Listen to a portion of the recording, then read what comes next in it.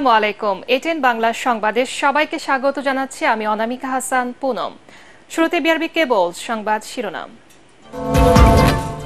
জামাত শিবিরের রাজনীতি নিষিদ্ধের আদেশ বাতিল, নিবন্ধন ফিরে পেতে আইনি লড়াইয়ের ঘোষণা, ধর্ম ও দলীয় ভিত্তিতে দেশকে বিভক্ত না করার আহ্বান দলীয় আমিরের। এস আলমের সম্পত্তি বিক্রি করে হলেও আমানতকারীদের অর্থ পরিশোধ করা হবে, ঘোষণা বাংলাদেশ ব্যাংক গভর্নরের।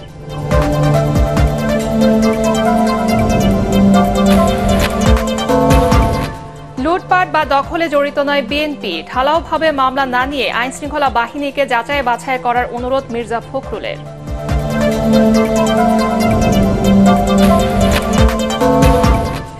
নোয়াখালীর বন্যা কবলিত গ্রামে এখনো আটকা বহু মানুষ, যোগাযোগ বিচ্ছিন্ন, পৌঁছেনি ত্রাণ, দুর্বিষহ দুর্গত জীবন।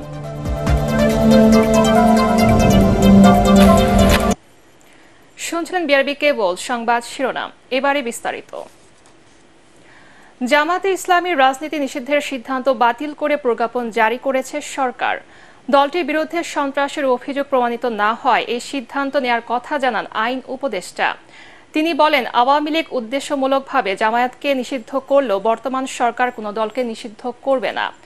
সাংবাদিকদের প্রশ্নের জবাবে আইন উপদেষ্টা জানান, ক্রিকেটার সাকিবের বিরুদ্ধে মামলা থাকলেও গ্রেফতার করা হবে না। রিপোর্টে জানাচ্ছেন মাহবুব কবির চপল। বাংলাদেশের রাজনীতি অনেকটা দাবা খেলার মতো, পাশার দান পাল্টে যেতে সময় লাগে না। মাসখানেক আগে যে দলকে নিষিদ্ধ করে আওয়ামী লীগ সরকার, সে জামাতে ইসলামী এখন মুক্ত। তাদের নিষেধাজ্ঞা প্রত্যাহার করে প্রজ্ঞাপন জারি করা হয়েছে। কেন এই সিদ্ধান্ত, তার ব্যাখ্যা দিলেন আইন উপদেষ্টা। আওয়ামী লীগ কোনো নীতিগত অবস্থান থেকে জামাতকে নিষিদ্ধ করে নাই। আওয়ামী লীগ রাজনৈতিক অপকৌশলের জন্য, ছাত্র জনতার বিপ্লবকে নির্মমভাবে দমন করার জন্য এই ইস্যুটাকে এইভাবে ব্যবহার করেছিল। স্বরাষ্ট্র মন্ত্রণালয় থেকে তারা পরীক্ষা নিরীক্ষা করে দেখেছে, আওয়ামী লীগের পক্ষ থেকে ছাত্র জনতার গণবিপ্লবকে যেভাবে সন্ত্রাসী কর্মকাণ্ড আখ্যায়িত করা হয়েছিল, জঙ্গি কর্মকাণ্ড আখ্যায়িত করেছিল, এটার পার্ট হিসাবে জামাতকে নিষিদ্ধ করা হয়েছিল। এই ন্যারেটিভটা সত্যি না। আওয়ামী লীগ বাংলাদেশের স্বাধীনতা সংগ্রামে নেতৃত্ব প্রদানকারী দল, বিভিন্ন গণতান্ত্রিক সংগ্রামে এই দলটার অবদান ছিল। গত 15 বছর তারা যা করেছে সেটা তাদের ঐতিহ্যের সাথে যায় না। এই কর্মকাণ্ডের জন্য ব্যক্তিগত দায় থাকতে পারে, দল হিসাবে আওয়ামী লীগ নিষিদ্ধ করা দল হিসাবে মনে হয় না সমীচীন হবে। এদিকে জামাতের নিবন্ধন ফিরে পেতে আদালতের শরণাপন্ন হচ্ছে দলটি। রেজিস্ট্রেশন বাতিলের যে আপিল বিভাগে দায়ের করা হয়েছিল, এই মামলাটি ডিসমিস ফর ডিফল্ট হয়েছে। এই জন্য এটিকে পুনরায় শুনানির জন্য দরখাস্ত দায়ের করা হচ্ছে। আমরা আশা করি আগামী সপ্তাহে এই ব্যাপারে আমরা পদক্ষেপ নিব। সাংবাদিকদের এক প্রশ্নের জবাবে আইন উপদেষ্টা বলেন, আওয়ামী লীগের কর্মকাণ্ডে ক্রিকেটার সাকিব আল হাসানের বিরুদ্ধে মামলা হয়েছে, তবে এখনই তার বিরুদ্ধে ব্যবস্থা নেওয়া হচ্ছে না। সাকিব তো আর বাংলাদেশ রাষ্ট্রের জন্য কিছু বয়ে আনে নাই। সাকিব নিজে অনেক কিছু অর্জন করেছে। আমিনুল তো বাংলাদেশ রাষ্ট্রের জন্য পুরস্কার বয়ে এনেছিল না, জাতীয় দলের ক্যাপ্টেন ছিল। আমিনুলকে যেইভাবে অত্যাচার করা হয়েছে তখন কি আপনারা প্রশ্ন করেছিলেন? আমিনুলকে তো জেলে ভরা হয়েছে, সাকিবের বিরুদ্ধে মামলা হয়েছে। তারপরও স্বরাষ্ট্র মন্ত্রণালয় থেকে উদ্যোগ নেওয়া হবে যাতে কেউ অতি উৎসাহিত হয়ে গ্রেফতার না করতে যায়।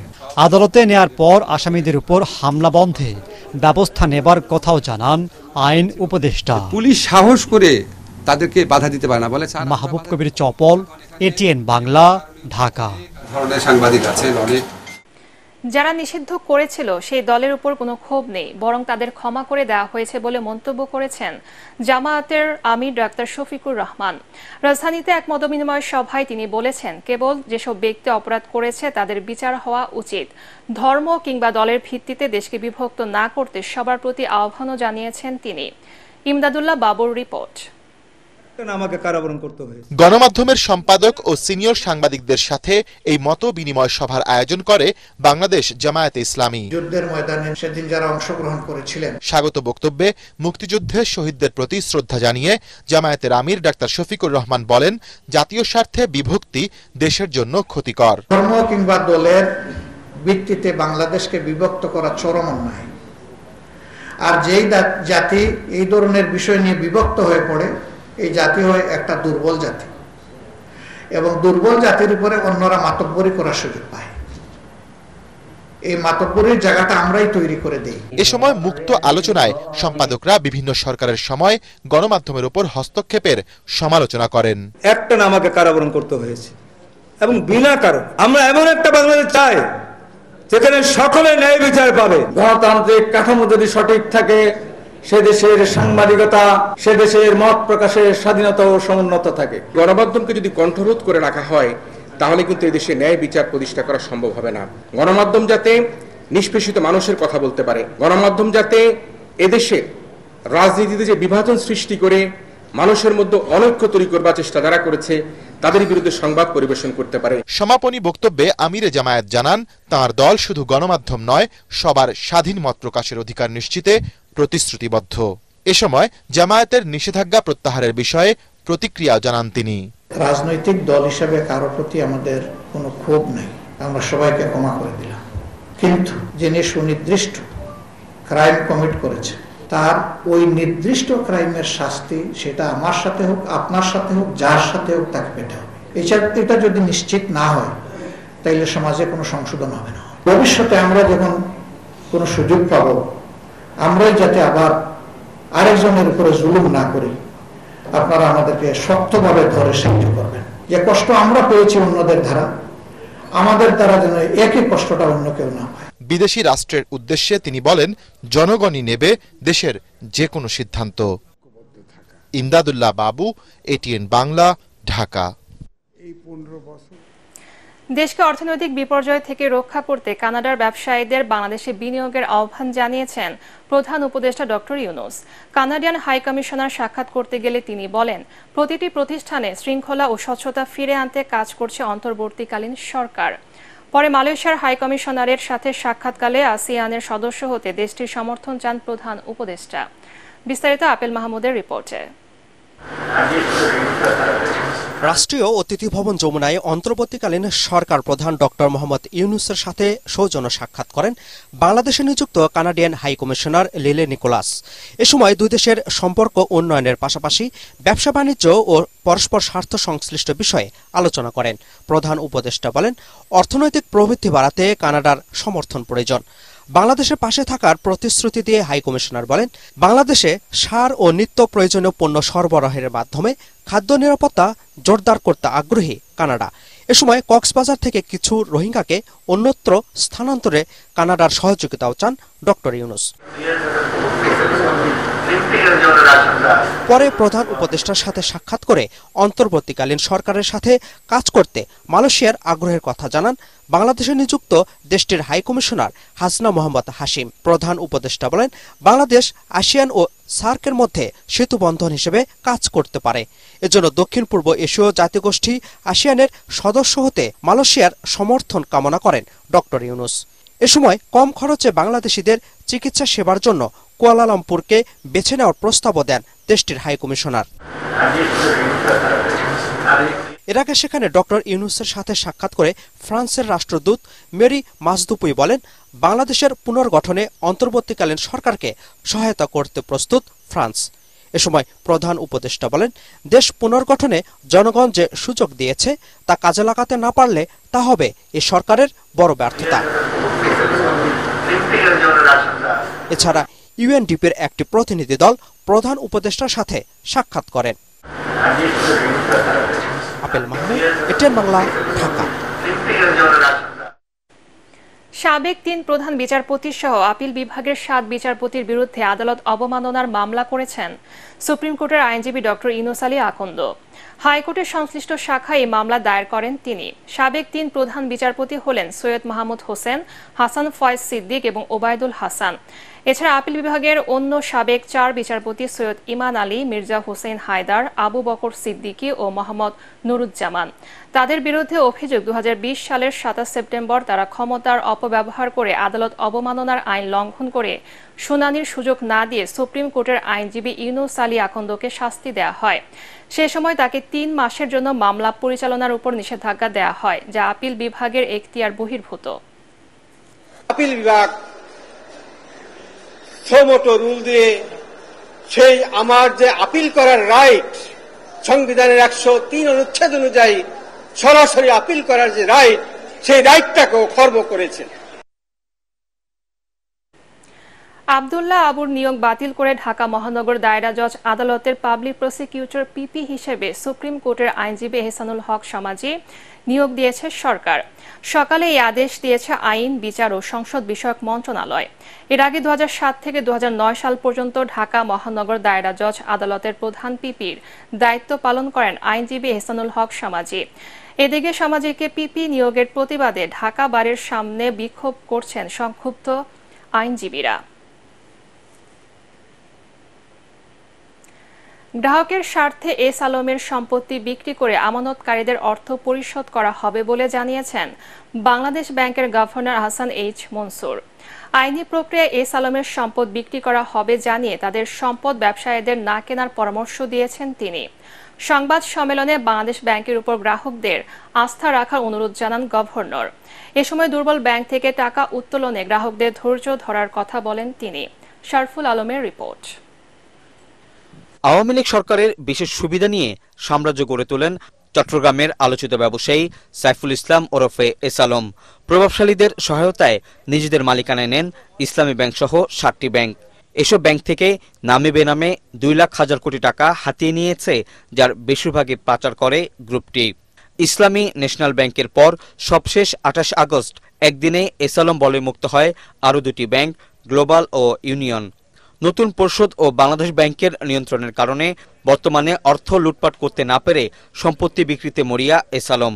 এই বাস্তবতায় সম্পত্তি বিক্রির চেষ্টা চলছে এমন প্রশ্নের জবাবে গভর্নর হুঁশিয়ারি দিয়ে বলেন, কোনো অনিয়ম মেনে নেওয়া হবে না। এস আলম গ্রুপের সম্পদ যদি কেউ না কিনে সেটাকে নিয়ে হয়তো লিগ্যাল চ্যালেঞ্জ হবে। আমি বলবো যে সবাইকে দেশের স্বার্থে অন্য কেউ যেন এই সম্পদে হাত না দেয়। এই সম্পদগুলো আমাদের ডিপোজিটরদের টাকা ফেরত দেওয়ার জন্য আমরা ব্যবহার করতে চাই যেটুকু পাওয়া যায়। অতিরিক্ত মুনাফার আশায় 1.5 দশকে অনেক দুর্বল ব্যাংকে আমানত রাখেন গ্রাহকরা। এখন অনেকেই একসাথে বড় অঙ্কের টাকা সংগ্রহে ব্যস্ত। আমানতকারীদের টাকা যেন নষ্ট না হয় সে বিষয়ে বাংলাদেশ ব্যাংক কাজ করছে জানিয়ে সবাইকে ধৈর্য ধরার আহ্বান জানান গভর্নর। ব্যাংকগুলো তো এমনি ভালনারেবল ছিল, একটু 2% বেশি দিয়েছে, সেই কারণে আপনারা রেখেছেন। এখন অধৈর্য হলে হবে না, এখন ধৈর্য ধরতে হবে। যাতে আমরা চেষ্টা করব ব্যাংকগুলোকে আস্তে আস্তে সবল করতে। নতুন বোর্ডগুলো যেন সত্যি সত্যি ডিপোজিটরদের স্বার্থ নিয়ে, ব্যাংকের স্বার্থ নিয়ে আগামীতে কাজ করেন। কোনো ধরনের ম্যাল প্র্যাকটিস হলে আমরা কিন্তু কাউকে ছাড় দেব না। বাংলাদেশ ব্যাংকে সুশাসনের ঘাটতি ছিল জানিয়ে গভর্নর জানান, এখন তা নিশ্চিত করা হবে। টাকা ছাপিয়ে আর কোনো অর্থ সহায়তা দেওয়া হবে না জানিয়ে তিনি বলেন, নতুন করে ডলার বিক্রি করা হবে না, এতে রিজার্ভের পরিমাণ আরও বাড়বে। শরফুল আলম, এটিএন বাংলা, ঢাকা। এদিকে ডলার সংকট থাকলেও প্রয়োজনীয় দ্রব্য আমদানিতে সমস্যা হচ্ছে না বলে জানিয়েছেন বাণিজ্য উপদেষ্টা সালেউদ্দিন আহমেদ। তিনি বলেন, সার, কীটনাশক, খাদ্যপণ্যের আমদানি আটকে থাকছে না। বিকেলে অত্যাবশ্যকীয় পণ্যের উৎপাদন, সরবরাহ ব্যবস্থা, বাজার পরিস্থিতি সহ সার্বিক দ্রব্যমূল্য পরিস্থিতি পর্যালোচনা সভা শেষে এসব কথা বলেন উপদেষ্টা। বাজার সিন্ডিকেট সহ সার্বিক পরিস্থিতি নিয়ন্ত্রণ অন্তর্বর্তী সরকারের জন্য কঠিন উল্লেখ করে সালেউদ্দিন আহমেদ বলেন, উপদেষ্টারা তাদের নিজ নিজ পেশাতে কাজ করতে স্বাচ্ছন্দ্য বোধ করেন। এলসি তো একেবারে একদম হরে ধরে কমে যায় না, তো সার, কীটনাশক, তারপরে জ্বালানি, খাদ্য, এইগুলো একেবারে কোনো কিছুই আটকাচ্ছে না। যেমনি পারো বাংলাদেশ ব্যাংক ম্যানেজ করছে, মেকানিজম আছে, এটাতে আমার মনে হয় না খুব অসুবিধা হবে। একটু কিছু কিছু জায়গায় আছে, হয়তো কিছুটা সময় লাগবে, বাট অতি প্রয়োজনীয় জিনিসপত্র কোনো আটকাবে না। ঢালাওভাবে মামলা না নিয়ে আইন শৃঙ্খলা বাহিনীকে যাচাই বাছাইয়ের অনুরোধ জানিয়েছেন বিএনপি মহাসচিব মির্জা ফখরুল ইসলাম আলমগীর। সংবাদ সম্মেলনে তিনি অভিযোগ করেন, বিভিন্ন স্থানে দখলদারিত্ব, সহিংসতা ঘটনার সাথে ঢালাওভাবে বিএনপিকে জড়ানো হচ্ছে। মির্জা ফখরুল বলেন, বাংলাদেশের স্বাধীনতা, সার্বভৌমত্বে বিশ্বাসী হলে বিএনপি কোনো রাজনৈতিক দল নিষিদ্ধের পক্ষে নয়। মইনুল হাসানের রিপোর্ট। স্থায়ী কমিটির বৈঠকে সিদ্ধান্ত জানাতে চেয়ারপারসনের গুলশান কার্যালয়ে সংবাদ সম্মেলনে সমসাময়িক নানা ইস্যুতে সাংবাদিকদের প্রশ্নের জবাবে দলের অবস্থান স্পষ্ট করেন বিএনপি মহাসচিব। তিনি বলেন, সারা দেশে দখল, আধিপত্য বিস্তারের মতো বিচ্ছিন্ন কিছু ঘটনার জন্য বিএনপিকে ঢালাওভাবে অভিযুক্ত করা হচ্ছে। একজন দুজন ব্যক্তি বা কোনো ব্যক্তিরা যদি তারা এদের কোনো অপকর্ম করে, বিএনপির ব্যানার দিয়ে তো করে না, ব্যক্তিগতভাবে করে যদি করে থাকে, এবং সাথে সাথে এগুলোর বিরুদ্ধে ব্যবস্থা নেওয়া হচ্ছে। আমাদের প্রায় 56-57 জন জড়িত ছিল কর্মী, তাদের বিরুদ্ধে কিন্তু সাংগঠনিক ব্যবস্থা নেওয়া হয়েছে, তাদেরকে দল থেকে বহিষ্কার করা হয়েছে। আমরা তো ভুলে যাইনি 1/11-এ কারা চেষ্টা করেছিল বিরাজনীতিকে করে, ডিপলিটিসাইজেশন। মানুষ এখানে একটা ডেমোক্রেটিক সেট আপ চায়, একটা গণতন্ত্র চায়, এবং সেটা নির্বাচন চায়। আপনি দেখবেন যে মানুষ কত খুশি হয় যখন নির্বাচন আসে, এবং সেটা যদি অবাধ, সুষ্ঠু, নিরপেক্ষ হয়, মানুষ সেটা গ্রহণ করে। নির্বাচনের রোডম্যাপ চেয়ে বিএনপির দাবি নিয়ে জামাতের আমিরের সমালোচনার জবাব দেন মির্জা ফখরুল। সেই সাথে প্রতিক্রিয়া জানান জামাত নিষিদ্ধের আদেশ প্রত্যাহার নিয়েও। বাংলাদেশ স্বাধীনতায় যে বিশ্বাস করে না করে সেই ধরনের একটা দলকে তো সমর্থন করা যাবে না, কিন্তু আমরা মনে করি যে মানুষের অধিকার আছে, যে অধিকার তার সাংবিধানিক অধিকার, যে একটা সংগঠন তৈরি করবার, রাজনীতি করবার অধিকার আছে, সেটা করতেই পারে। সারা দেশে ঢালাও মামলা দায়ের ও অসংখ্য মানুষকে আসামি করার সমালোচনা করে এ বিষয়ে আইন শৃঙ্খলা বাহিনী ও ভুক্তভোগীদের সতর্ক হওয়ার পরামর্শ দেন বিএনপি মহাসচিব। ঢালাও মামলা দেওয়া হচ্ছে, এবং আপনার যে কোনো মানুষের বিরুদ্ধে শত্রুতা থাকলেও মামলা দেওয়া হচ্ছে। এই মামলাগুলো নেওয়ার আগে আপনার আইন শৃঙ্খলা রক্ষাকারী বাহিনী যেন একটু যাচাই করে নেয়, তা না হলে একটু ব্যক্তিগত শত্রু থাকলেও তার নাম দিয়ে দেওয়া হচ্ছে। আপনার খাগড়াছড়িতে কোনো ঘটনা ঘটেছে, সেটার মামলা দিয়ে দিচ্ছে আপনার গোটা দেশের নেতাদেরকে কেন্দ্র করে। এটা একটা বিরূপ ঘটনা ঘটছে। আমি মনে করি যে এটা আপনার একেবারেই বন্ধ হওয়া দরকার। এ সময় জানানো হয়, বন্যার কারণে এবার দলের প্রতিষ্ঠা বার্ষিকীতে ব্যাপক আয়োজন না করে সেই অর্থ দুর্গতদের সাহায্যে দেয়া হবে। মইনুল হাসান, এটিএন বাংলা, ঢাকা। অভ্যন্তরীণ ও বহিঃশত্রুর হাত থেকে দেশকে রক্ষা করে গণতান্ত্রিক সরকার প্রতিষ্ঠার লক্ষ্যে সকলকে এগিয়ে আসার আহ্বান জানিয়েছেন বিএনপির স্থায়ী কমিটির সদস্য সালাউদ্দিন আহমেদ। 2015 সালে গুমের শিকার হয়ে ভারতের অবস্থান শেষে দীর্ঘ 1 দশক পর নিজ জেলা কক্সবাজারে এলে উপস্থিত নেতাকর্মীদের তিনি কথা বলেন। কক্সবাজার বিমানবন্দরে পৌঁছলে জেলা বিএনপি ও অঙ্গ সংগঠনের নেতৃবৃন্দ বিমানবন্দরে তাকে স্বাগত জানান। বিএনপির এ নেতাকে স্বাগত জানিয়ে কক্সবাজার শহরসহ চকরিয়া ও পেকুয়া পর্যন্ত সড়ক মহাসড়কে তরুণ ব্যানার ফেস্টুনে ছেয়ে গেছে ঢল নামে নেতাকর্মীদের। নিজের অনুভূতি প্রকাশ করতে গিয়ে সালাউদ্দিন আহমেদ বলেন, মুক্ত স্বাধীন বাংলাদেশে আসার অনুভূতি ভাষায় প্রকাশ করা যাবে না। যে বিপ্লব সংগঠিত হয়েছে ছাত্র জনতার আত্মদানের মধ্য দিয়ে, আমাদের অঙ্গীকার, আমাদের প্রতিশ্রুতি, শহীদের স্বপ্নের বাংলাদেশ আমরা গড়ে তুলব ইনশাআল্লাহ।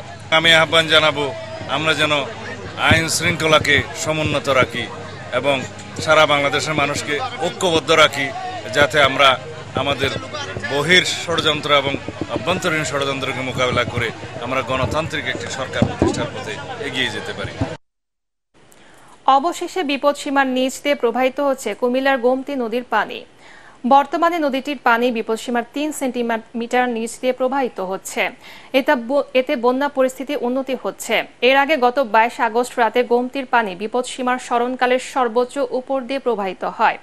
এতে বড়িচঙে বুড়বুড়িয়া এলাকার বাঁধ ভেঙে ভয়াবহ বন্যার সৃষ্টি হয়। এদিকে টানা বৃষ্টি ও উজানের পানিতে এখনো পানিবন্দী নোয়াখালীর বাসিন্দারা। তলিয়ে আছে পথঘাট। এছাড়া চাঁপাইনবাবগঞ্জে গত 24 ঘন্টায় পদ্মাসহ 3টি নদীতে নতুন করে পানি বাড়েনি। এসব নদীর পানি এখনো বিপদসীমার নিচ দিয়ে প্রবাহিত হচ্ছে, তবে নদী তীরবর্তী কিছু নিম্নাঞ্চল ডুবে গেছে। চাঁপাইনবাবগঞ্জ পানি উন্নয়ন বোর্ডের নির্বাহী প্রকৌশলী আরিফুর রহমান জানান, পদ্মা, মহানন্দা ও পুনর্ভবা নদীতে গত 24 ঘন্টায় নতুন করে পানি বাড়েনি। বর্তমানে পদ্মা নদীর পানি বিপদসীমার 1.5 মিটার নিচ দিয়ে বইছে। এছাড়া মহানন্দা নদীর পানি বিপদসীমার 2.4 মিটার এবং পুনর্ভবা নদীর পানি বিপদসীমার 3.5 মিটার নিচ দিয়ে প্রবাহিত হচ্ছে। নোয়াখালীর কবিরহাটে বন্যার পানি বৃদ্ধি পাওয়ায় আশ্রয় কেন্দ্রগুলোতে পানি ঢুকতে শুরু করেছে। দুর্গম গ্রামগুলোতে এখনো আটকা পড়ে আছে অসংখ্য মানুষ। এদিকে বন্যায় রাস্তাঘাট নষ্ট হয়ে যাওয়ায় দুর্গত এলাকায় ত্রাণ পৌঁছানো কষ্টসাধ্য হয়ে পড়েছে। এতে তীব্র খাদ্য সংকটে পড়েছে বানভাসী মানুষ। কবিরহাটের বিভিন্ন গ্রাম ঘুরে রিপোর্ট করছেন মুশফিকুর রহমান, ছবি তুলেছেন এমদাদুল হক। বন্যার পানি আসার পর থেকে আর বাইরে যেতে পারেননি 70 বছরের এই বৃদ্ধ। একটি পা না থাকায় আশ্রয় কেন্দ্রেও যাওয়া সম্ভব হয়নি তার পক্ষে। এরই মধ্যে ঘরে পানি ঢুকেছে, আর একটু বাড়লেই ডুবে যাবে শোবার চৌকিটাও। পানি টানির ভিতরে তো আর কি রুম বসবাস করি, আল্লাহ রেখেছি রয়েছি, কি কর্মী যাবো আজকে বেনে সুরে আরেক সুরে হইলে তো আর সহিত উঠে যাবো কর্মী যাবো। একমাত্র ছেলের অকাল মৃত্যুর পর এসে উঠেছিলেন মেয়ের বাড়ি। সেখানে এখন কোমর সমান পানি। গুরুতর অসুস্থ বাবাকে হাসপাতালেও নিতে পারছেন না মেয়ে। এখন ডাক্তারের কাছে নেওয়ার প্রয়োজন, কিন্তু কিভাবে ডাক্তারের কাছে নেব? পানি দেখে নিতে পারতেছি না, পানির সমস্যার কারণে।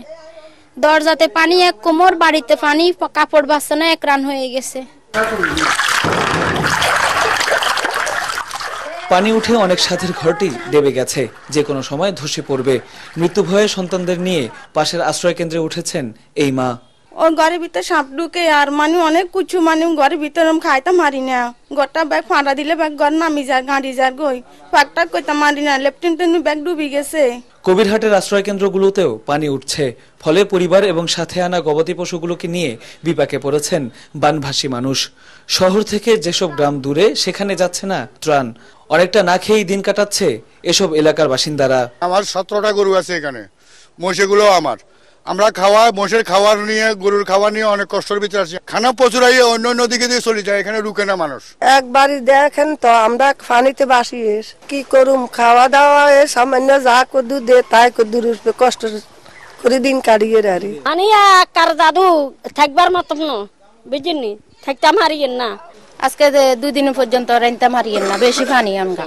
পানিতে ডুবে যাওয়া ভাঙাচোরা রাস্তা দিয়ে চলাচল করা খুবই ঝুঁকিপূর্ণ হয়ে পড়েছে। ফলে এসব এলাকায় ত্রাণ সহায়তা নিয়ে আসতে পারছে না স্বেচ্ছাসেবীরা।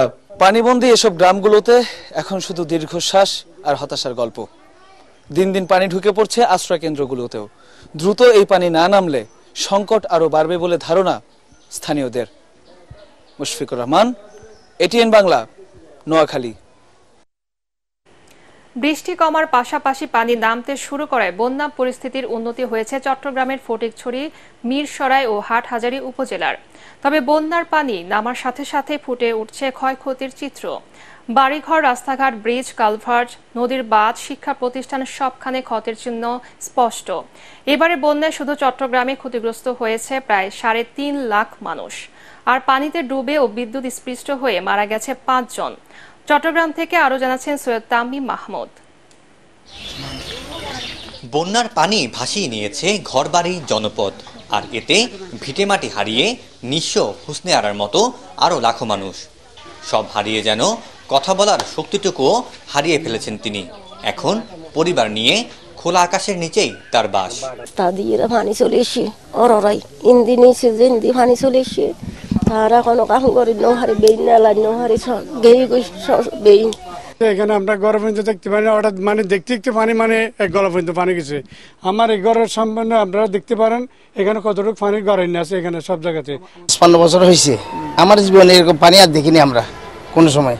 91 দেখছিলাম আরো কম ছিল, এতটুকু ক্ষতিগ্রস্ত হয় নাই। এখন অনেক ক্ষতিগ্রস্ত হয়েছে, একতলা যেগুলো ভবন আছে, বাড়ি আছে, সব ডুবে গেছে। প্রাণহানির পাশাপাশি সড়কেরও ব্যাপক ক্ষয়ক্ষতি হয়েছে ফটিকছড়ি, রাউজান, মিরসরাইয়ের প্রত্যন্ত এলাকায়। পানি নামতেই ফুটে উঠেছে সেই সব ক্ষতচিহ্ন। এসবের পাশাপাশি নতুন করে দেখা দিয়েছে বিশুদ্ধ পানির অভাব আর পানিবাহিত নানা রোগ। তবে দুর্যোগ পরবর্তী সময়ে পুনর্বাসন ও স্বাস্থ্যসেবা নিশ্চিতে সরকারি সেবা সংস্থার পাশাপাশি কাজ করছে বিভিন্ন বেসরকারি এনজিও ও সামাজিক প্রতিষ্ঠান। পানির সংকটটা কিন্তু এখনো আছে। আমরা পানি বিশুদ্ধকরণ ট্যাবলেটও দিচ্ছি এবং কিভাবে খাবে সেটারও আমরা বলে দিচ্ছি। এবং আরেকটা জিনিস হচ্ছে আমরা ফটিকছড়ির হালদার পাড়ে যেগুলো দেখলাম অনেকগুলো ঘর ভেঙে গেছে। দুর্যোগ অবস্থায় বলবো যারা বিত্তশালী আছে তাদেরকে, তাদের যারা ঘর দুয়ার গরিব মানুষ যারা পড়ে আছে এভাবে তাদের মানে একটু সহায়তা করার জন্য, এগিয়ে আসার জন্য। চট্টগ্রাম জেলা প্রশাসন জানিয়েছে এবারের বন্যায় শুধু মিরসরাই ও ফটিকছড়ি উপজেলায় ক্ষতিগ্রস্ত হয়েছে প্রায় 590 কিলোমিটার রাস্তা, আর ব্রিজ ক্ষতিগ্রস্ত হয়েছে 125টি। অন্যদিকে 7 উপজেলায় ক্ষতি হয়েছে 1,53,103 হেক্টর জমির আউশ ও আমন ধান এবং গ্রীষ্মকালীন সবজি। সৈয়দ তামিম মাহমুদ, এটিএন বাংলা, চট্টগ্রাম। বন্যার পানি নামার সাথে সাথে দক্ষিণাঞ্চলের বিভিন্ন জেলায় দেখা দিয়েছে নদী ভাঙন। তীব্র স্রোতে অনেক স্থানে ধসে পড়ছে বাঁধ। নদী ভাঙনের শিকার হয়ে বারবার ভিজে মাটি হারানো উপকূলের বাসিন্দাদের দাবি স্থায়ী সমাধানের। পানি সম্পদ ও জলবায়ু পরিবর্তন বিশেষজ্ঞ অধ্যাপক ডক্টর আইনুন নিশাত বলেন, নদীর তীর সুরক্ষা অবৈজ্ঞানিক পদ্ধতিতে বাঁধ দেয়ায় রাষ্ট্রের অর্থ খরচ হলেও টেকসই হচ্ছে না এসব বাঁধ।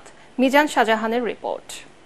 বাচ্চা দুষ্টামি করে না, বুঝতে হবে যে সে অসুস্থ, তার কোনো প্রবলেম আছে। একইভাবে যে নদী পার ভাঙে না, বুঝতে হবে তার কোনো প্রবলেম আছে। একুল ভেঙে অকুল গড়া নদীর স্বাভাবিক বৈশিষ্ট্য হলেও পরিকল্পনায় দুর্বলতার খেসারত হিসাবে অনেক সময় বাঁধ টেকসই হয় না বলে জানান এই পানি সম্পদ বিশেষজ্ঞ। বরিশাল জেলার মেহেন্দিগঞ্জ উপজেলার উলানিয়াকে মেঘনা নদীর ভাঙন থেকে রক্ষায় ৩৮৬ কোটি টাকা ব্যয়ে কংক্রিট ব্লকের বাঁধ দেওয়া হয়। বৃহত্তর নোয়াখালী অঞ্চলের বন্যার পানি ডাকাতিয়া নদী হয়ে মেঘনার মোহনা দিয়ে নেমে যাচ্ছে বঙ্গোপসাগরে। এতে মেঘনা নদীতে পানির চাপে উলানিয়াকে রক্ষার জন্য বসানো ৩৮৬ কোটি টাকার বাঁধ জলে ডুবতে শুরু করেছে।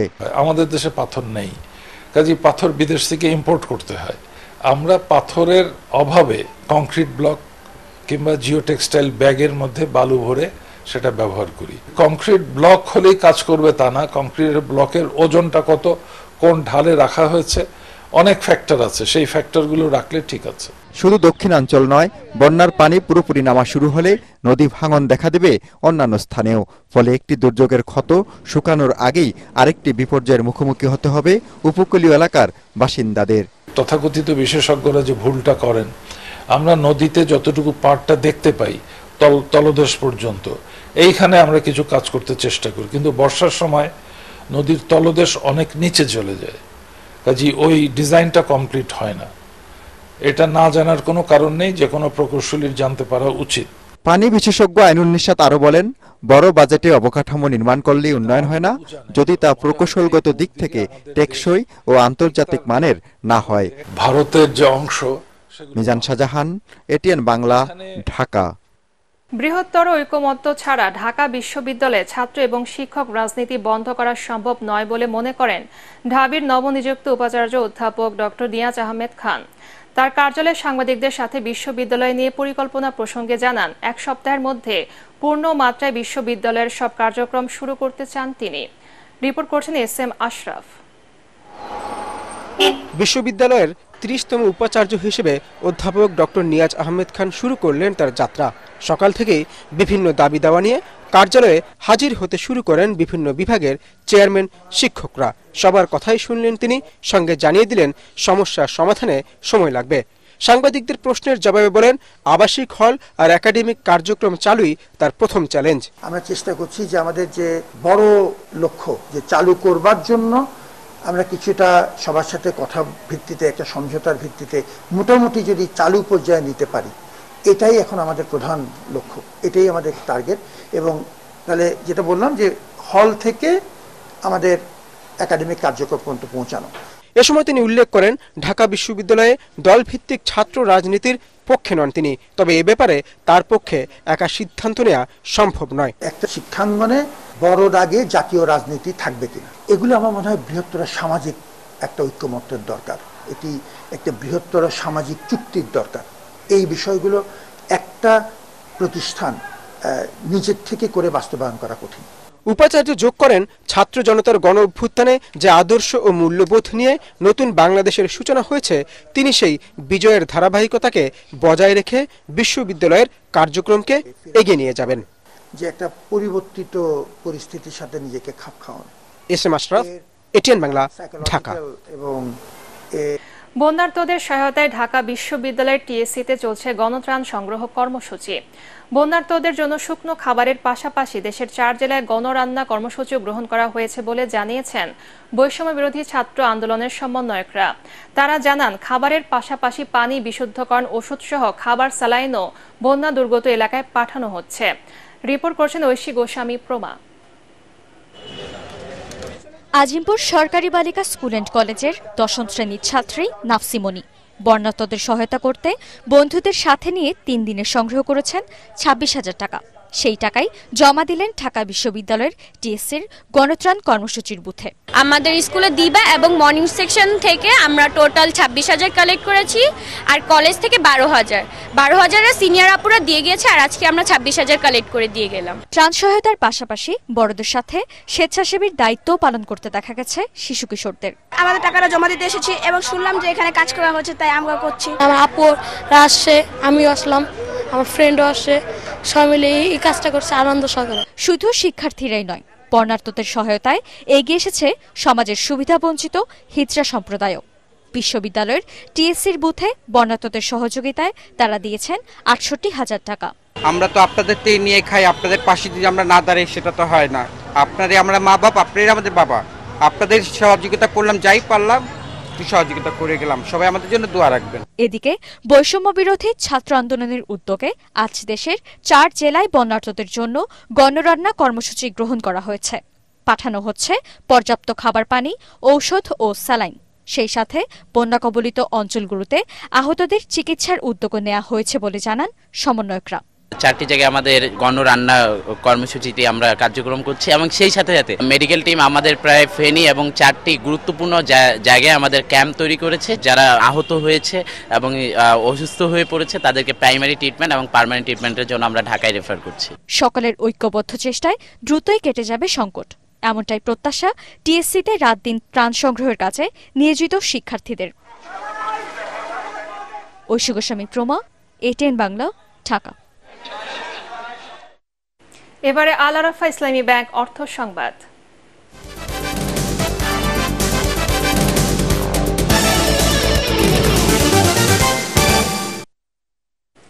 বন্যা দুর্গত ফেনী, লক্ষ্মীপুর, কুমিল্লা, নোয়াখালী 10,000 পরিবারকে ত্রাণ সহায়তা দিয়েছে এনআরবিসি ব্যাংক।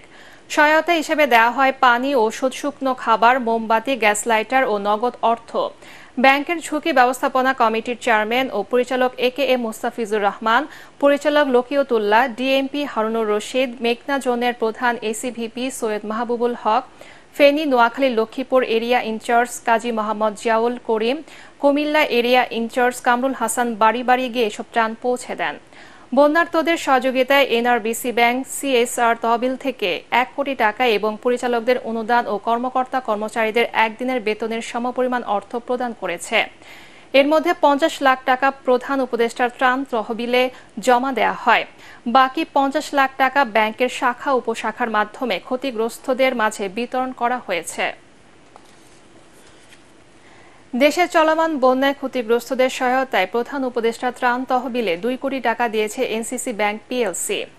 আজ বাংলাদেশ সচিবালয়ে ত্রাণ ও দুর্যোগ ব্যবস্থাপনা মন্ত্রণালয়ের উপদেষ্টা ফারুকী আজমের হাতে অনুদানের চেক তুলে দেন ব্যাংকের উপব্যবস্থাপনা পরিচালক মনিরুল আলম এবং জনসংযোগ বিভাগের প্রধান আনোয়ার হোসেন। এছাড়া এনসিসি ব্যাংক PLCর সর্বস্তরের কর্মকর্তা ও কর্মচারীদের একদিনের বেতনের টাকা সরাসরি বন্যা দুর্গতদের সহায়তায় ব্যয় করার কথা জানান সংশ্লিষ্টরা। পার্টেক্স খেলার খবর।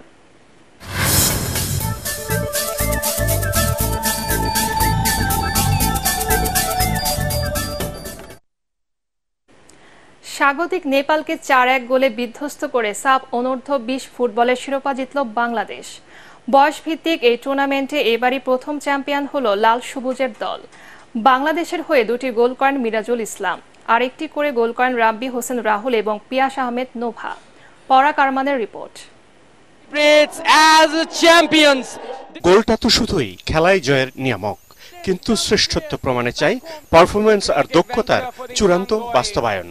সেই ফুটবল শৈলী দেখিয়েই প্রথমবারের মতো সাফ অনূর্ধ্ব 20 চ্যাম্পিয়নশিপে শিরোপা জিতল বাংলাদেশ। তাতে গ্রুপ পর্বে নেপালের কাছে পরাজয়ের প্রতিশোধ নিল মারুফুল হকের শিষ্যরা।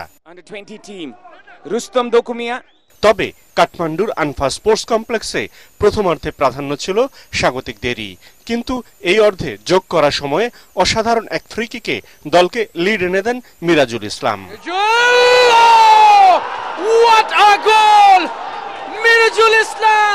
বিরতি থেকে ফিরে আবারও আনন্দমাতে বাংলাদেশ। 55 মিনিটে মিরাজুল আরো এক গোল করে ব্যবধান দ্বিগুণ করেন। এখানেই থেমে থাকেননি ম্যাচের সেরা খেলোয়াড় মিরাজুল। 71 মিনিটে রাব্বি হোসেন রাহুলকে দিয়ে একটি গোলও করান তিনি। রাব্বি হোসেন, মিরাজুল ইসলাম, this time the provider। এদিকে 81 মিনিটে একটি গোল শোধ করে সান্ত্বনাই পায় নেপাল। তবে খেলা শেষের যোগ করা সময়ে পিয়াস আহমেদ নোভা স্বাগতিকদের ব্যর্থতার কফিনে শেষ পেরেকটি ঠুকে দেন। শেষ বাঁশি বাজতেই ভোঁদৌড় বাংলাদেশের খেলোয়াড়দের, শেরপা উল্লাসে মাতোয়ারা লাল সবুজ শিবির। অন্যদিকে স্বপ্নভঙ্গের বেদনায় হতাশ নেপাল। তখনও মাঠের অন্য পাশে চলে লাল সবুজের জয়োৎসব।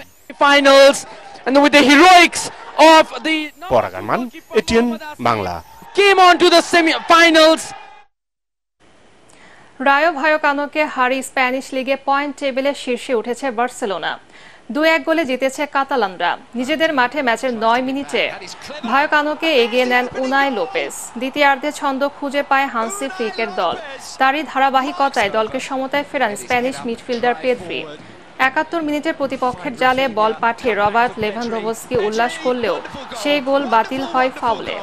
অবশেষে 82 মিনিটে অভিষিক্ত ডানি ওলমোর গোলে জয় নিয়ে মাঠ ছাড়ে বার্সেলোনা। তাতে 3 ম্যাচে 9 পয়েন্ট নিয়ে শীর্ষে উঠল কাতালানরা। রাওয়ালপিন্ডিতে সিরিজের প্রথম টেস্টে ম্যাচ জেতানো 191 রানের মহাকাব্যিক ইনিংসটির জন্য ক্যারিয়ারের সেরা র্যাঙ্কিং পেলেন মুশফিকুর রহিম। আইসিসি টেস্ট র্যাঙ্কিংয়ের ব্যাটারদের তালিকায় 7 ধাপ এগিয়ে 17তম স্থানে উঠে এসেছেন মিস্টার ডিপেন্ডেবল।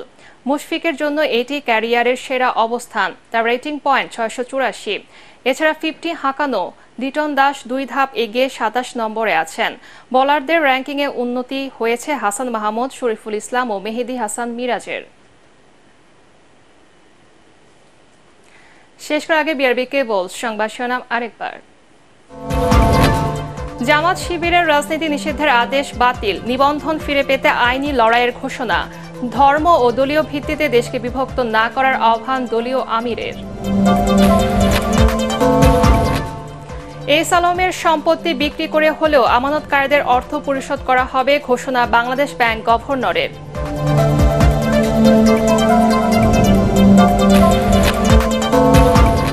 লুটপাট বা দখলে জড়িত নয় বিএনপি, ঢালাওভাবে মামলা না নিয়ে আইনশৃঙ্খলা বাহিনীকে যাচাই বাছাই করার অনুরোধ মির্জা ফখরুলের।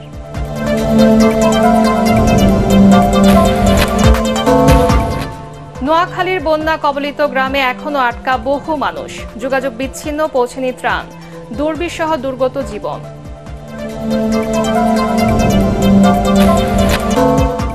পরবর্তী সংবাদ দেখার আমন্ত্রণ জানিয়ে এখনকার মতো শেষ করছি। এটিএন বাংলার সংবাদ ইউটিউব দেখতে ব্রাউজ করুন, youtube/ATN বাংলা নিউজ। ধন্যবাদ সবাইকে।